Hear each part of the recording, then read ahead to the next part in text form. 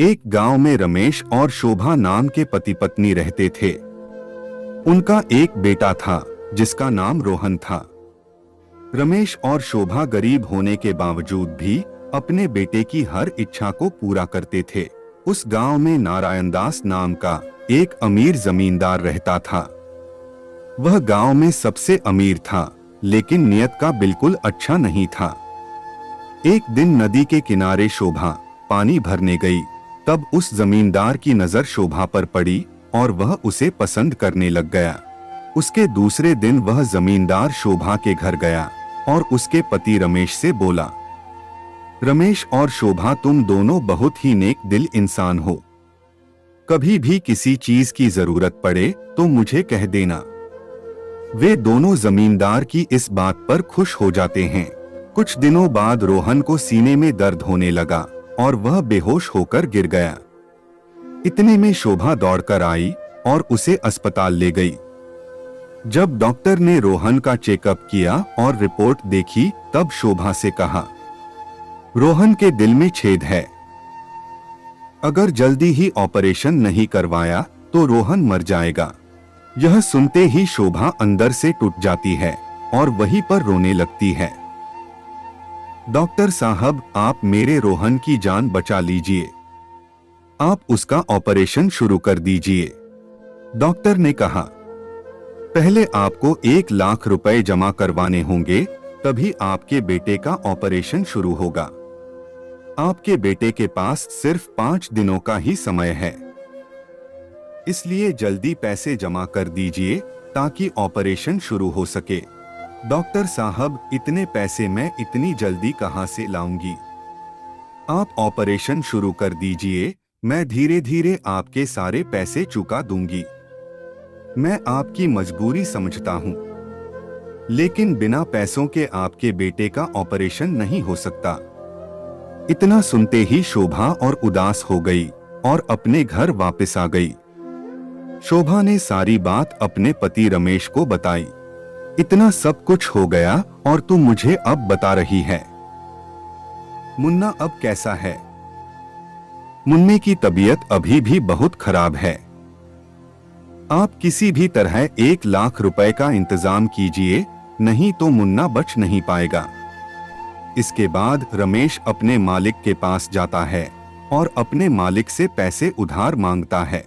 देखो रमेश, मैं तुम्हारी मजबूरी समझता हूँ, लेकिन मुझे माफ कर दो, मेरे पास अभी इतने पैसे नहीं हैं। रमेश दुखी हो जाता है और अपने दोस्तों, रिश्तेदारों और अन्य कई लोगों से पैसे उधार मांगता है, लेकिन किसी के पास भी इतना पैसा ना होने के कारण कोई रमेश की मदद नहीं कर पाता है। रमेश खाली हाथ ही घर लौट आता है। मुझे माफ कर दो शोभा, मैंने बहुत कोशिश की पर मैं पैसों का इंतजाम नहीं कर पाया। यह सुनकर शोभा उदास हो जाती है। तभी उसे अचानक नारायण दास की कही हुई बात याद आती है। उसके बाद शोभा जमींदार के घर जाती है। जमींदार साहब, मेरे बेटे के दिल में छेद हो गया है और जल्द से जल्द उसका ऑपरेशन करवाना होगा, नहीं तो मेरा बेटा मर जाएगा। ऑपरेशन के लिए 1 लाख रुपए की जरूरत है। जमींदार साहब, आप कृपया करके मुझे 1 लाख रुपए दे दीजिए। मैं जल्दी ही आपका उधार चुका दूंगी। तुम्हारे बेटे के बारे में सुनकर मुझे बहुत बुरा लगा, लेकिन मैं इतनी बड़ी रकम बिना गारंटी के कैसे दे सकता हूँ? तुम्हें मुझे कुछ तो देना ही पड़ेगा। जमींदार साहब, मेरा विश्वास कीजिए, मैं आपको 6 महीने में सारे पैसे लौटा दूंगी।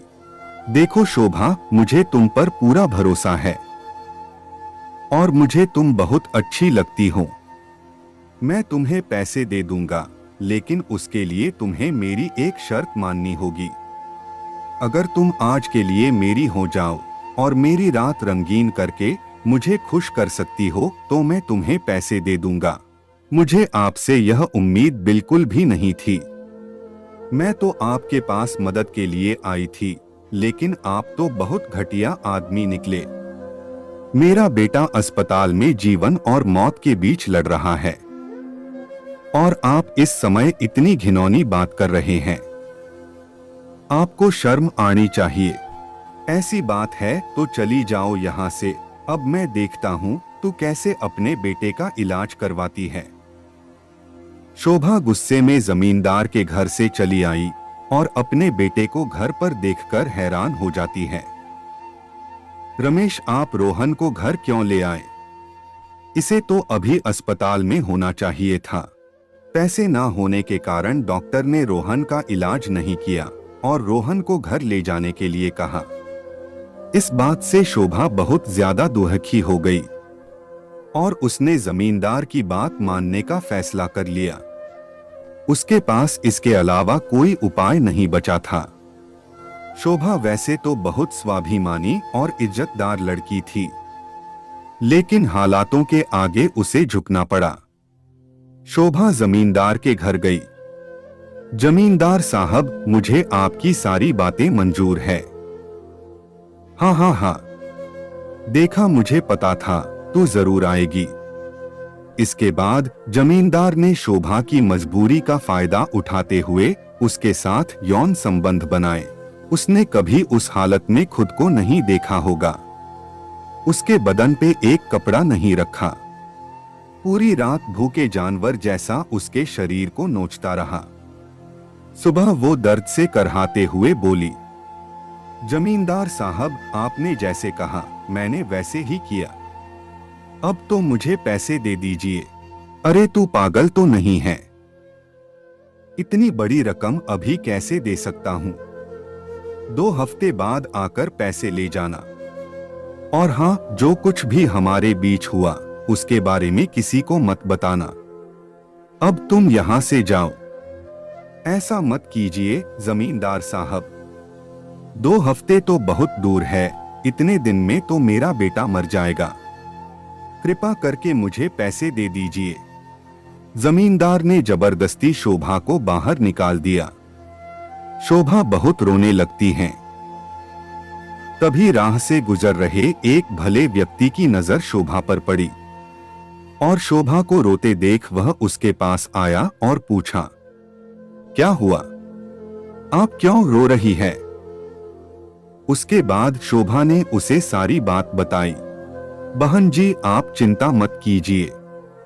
मैं एक एनजीओ का मेंबर हूँ और हमारे एनजीओ में दिल के मरीजों का मुफ्त इलाज होता है। हम आपके बेटे का इलाज मुफ्त में कर देंगे।